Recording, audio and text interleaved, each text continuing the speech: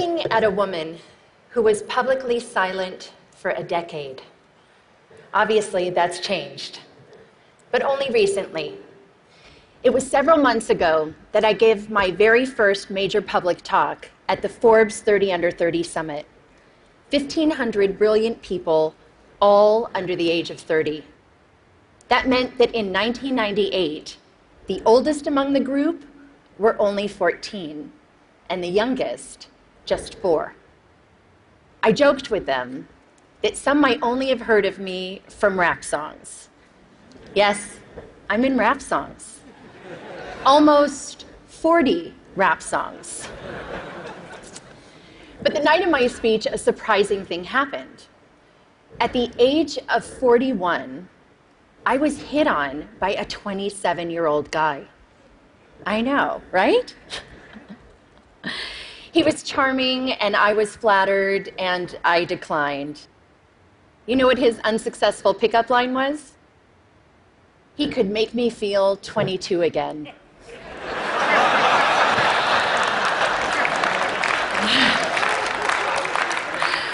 I realized later that night, I'm probably the only person over 40 who does not want to be 22 again.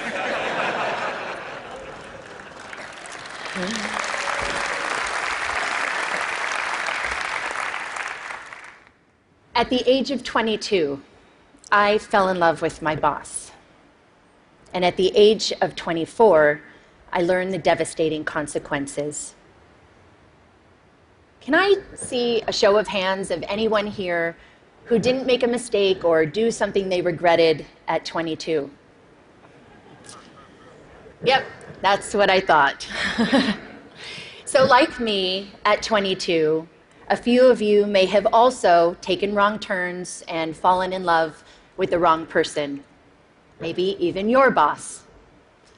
Unlike me, though, your boss probably wasn't the President of the United States of America. Of course, life is full of surprises. Not a day goes by that I'm not reminded of my mistake, and I regret that mistake deeply. In 1998, after having been swept up into an improbable romance, I was then swept up into the eye of a political, legal, and media maelstrom like we had never seen before. Remember, just a few years earlier, news was consumed from just 3 places: reading a newspaper or magazine, listening to the radio, or watching television. That was it. But that wasn't my fate. Instead, this scandal was brought to you by the digital revolution. That meant we could access all the information we wanted, when we wanted it, anytime, anywhere. And when the story broke in January 1998, it broke online. It was the first time the traditional news was usurped by the internet for a major news story. A click that reverberated around the world. What that meant for me personally was that overnight, I went from being a completely private figure to a publicly humiliated one worldwide. I was patient zero of losing a personal reputation on a global scale almost instantaneously. This rush to judgment enabled by technology led to mobs of virtual stone throwers. Granted, it was before social media, but people could still comment online, email stories, and of course, email cruel jokes. News sources plastered photos of me all over to sell newspapers, banner ads online, and to keep people tuned to the TV. Do you recall a particular image of me, say, wearing a beret? Now, I admit I made mistakes, especially wearing that beret. But the attention and judgment that I received, not the story, but that I personally received, was unprecedented. I was branded as a tramp, tart, slut, whore, bimbo, and of course, that woman. I was seen by many, but actually known by few. And I get it. It was easy to forget that that woman was dimensional, had a soul, and was once unbroken. When this happened to me 17 years ago, there was no name for it. Now we call it cyberbullying and online harassment. Today, I want to share some of my experience with you, talk about how that experience has helped shape my cultural observations, and how I hope my past experience can lead to a change that results in less suffering for others. In 1998, I lost my reputation and my dignity. I lost almost everything, and I almost lost my life. Let me paint a picture for you. It is September of 1998.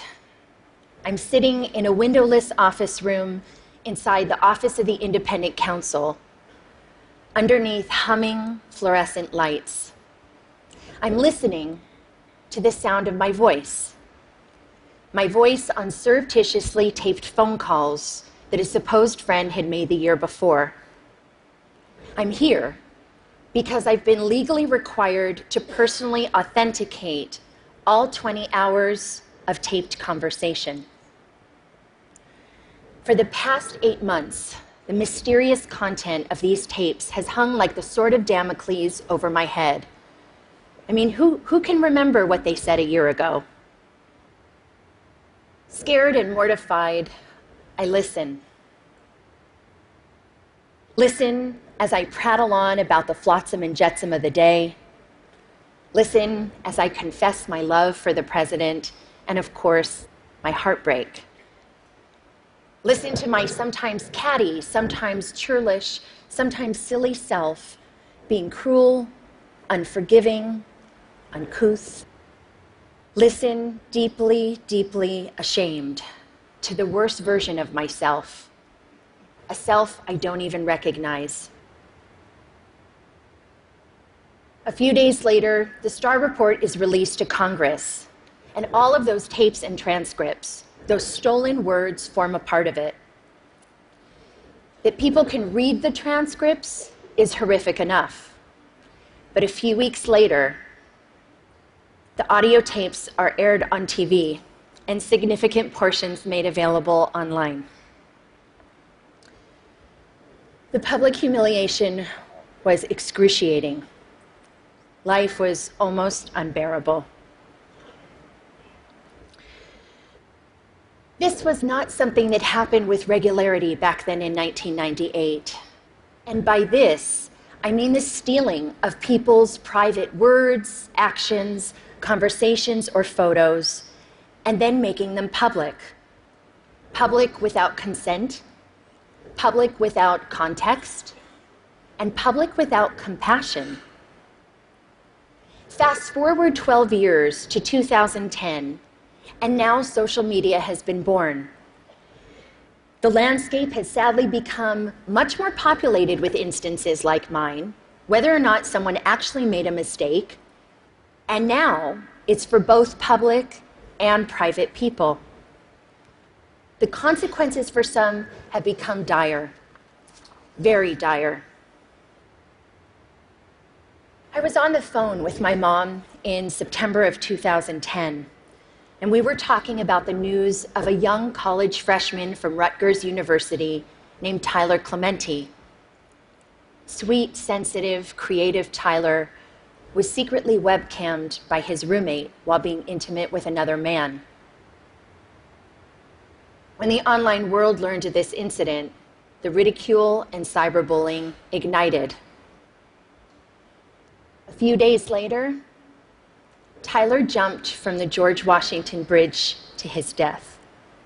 He was 18. My mom was beside herself about what happened to Tyler and his family, and she was gutted with pain in a way that I just couldn't quite understand. And then eventually I realized she was reliving 1998, reliving a time when she sat by my bed every night. Reliving a time when she made me shower with the bathroom door open.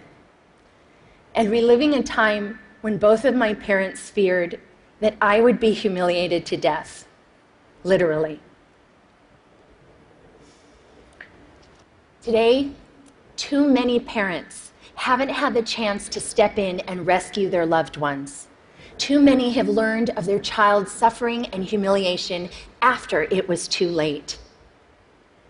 Tyler's tragic, senseless death was a turning point for me. It served to recontextualize my experiences, and I then began to look at the world of humiliation and bullying around me and see something different. In 1998, we had no way of knowing where this brave new technology called the internet would take us. Since then, it has connected people in unimaginable ways, joining lost siblings, saving lives, launching revolutions. But the darkness, cyberbullying, and slut-shaming that I experienced had mushroomed. Every day online, people, especially young people who are not developmentally equipped to handle this, are so abused and humiliated that they can't imagine living to the next day. And some, tragically, don't. And there's nothing virtual about that. Childline, a UK nonprofit that's focused on helping young people on various issues, released a staggering statistic late last year. From 2012 to 2013, there was an 87% increase in calls and emails related to cyberbullying. A meta-analysis done out of the Netherlands showed that for the first time, cyberbullying was leading to suicidal ideations more significantly than offline bullying.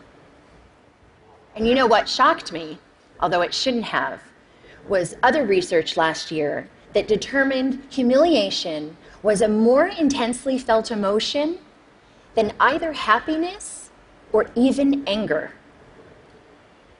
Cruelty to others is nothing new. But online, technologically enhanced shaming is amplified, uncontained, and permanently accessible.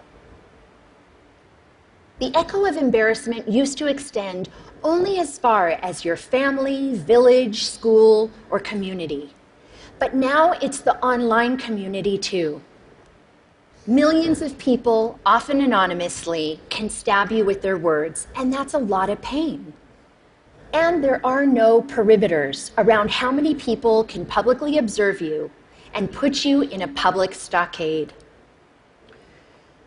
There is a very personal price to public humiliation, and the growth of the internet has jacked up that price. For nearly 2 decades now, we have slowly been sowing the seeds of shame and public humiliation in our cultural soil, both on and offline. Gossip websites, paparazzi, reality programming, politics, news outlets, and sometimes hackers all traffic in shame. It's led to desensitization and a permissive environment online, which lends itself to trolling, invasion of privacy, and cyberbullying. This shift has created what Professor Nicholas Mills calls a culture of humiliation. Consider a few prominent examples just from the past 6 months alone. Snapchat, the service which is used mainly by younger generations and claims that its messages only have the lifespan of a few seconds. You can imagine the range of content that gets. A third-party app which Snapchatters use to preserve the lifespan of the messages was hacked, and 100,000 personal conversations, photos, and videos were leaked online to now have a lifespan of forever. Jennifer Lawrence and several other actors had their iCloud accounts hacked, and private, intimate nude photos were plastered across the internet without their permission. One gossip website had over 5 million hits for this one story. And what about the Sony Pictures cyber hacking? The documents which received the most attention were private emails that had maximum public embarrassment value. But in this culture of humiliation, there is another kind of price tag attached to public shaming. The price does not measure the cost to the victim, which Tyler and too many others, notably women, minorities, and members of the LGBTQ community have paid, but the price measures the profit of those who prey on them. This invasion of others is a raw material, efficiently and ruthlessly mined, packaged, and sold at a profit. A marketplace has emerged where public humiliation is a commodity and shame is an industry. How is the money made? Clicks. The more shame, the more clicks. The more clicks, the more advertising dollars. We're in a dangerous cycle. The more we click on this kind of gossip, the more numb we get to the human lives behind it. And the more numb we get, the more we click. All the while, someone is making money off of the back of someone else's suffering. With every click, we make a choice.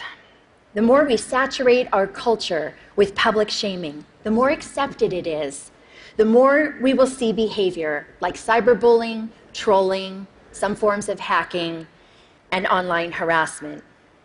Why? Because they all have humiliation at their cores. This behavior is a symptom of the culture we've created. Just think about it.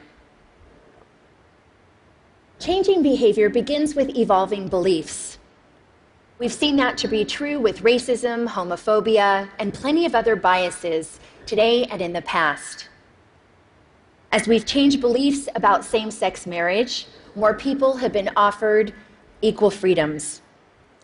When we began valuing sustainability, more people began to recycle. So as far as our culture of humiliation goes, what we need is a cultural revolution. Public shaming as a blood sport has to stop. And it's time for an intervention on the internet and in our culture.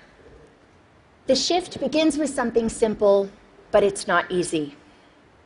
We need to return to a long-held value of compassion and empathy.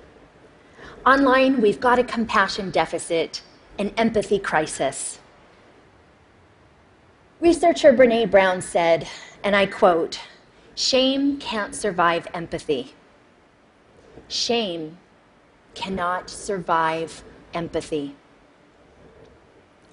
I've seen some very dark days in my life. It was the compassion and empathy from my family, friends, professionals, and sometimes even strangers that saved me. Even empathy from one person can make a difference.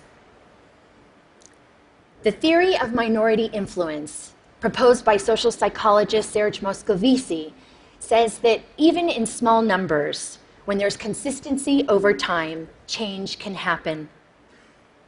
In the online world, we can foster minority influence by becoming upstanders. To become an upstander means, instead of bystander apathy, we can post a positive comment for someone or report a bullying situation. Trust me, compassionate comments help abate the negativity.